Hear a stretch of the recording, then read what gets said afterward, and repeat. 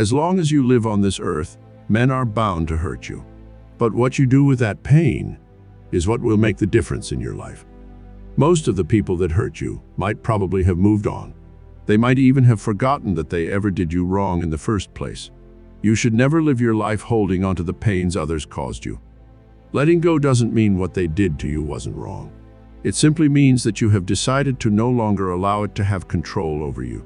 If you keep holding onto the past, you might come to the end of your life only to realize that you had been a prisoner the entire time.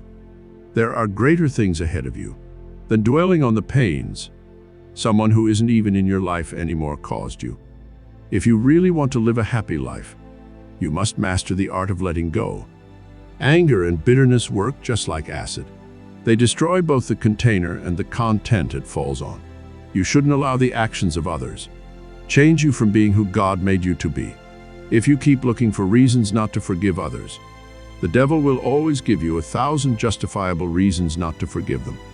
To forgive is to set a prisoner free, and then discover that the prisoner was you. The more you allow people to upset you, the more power you are giving to them to control you.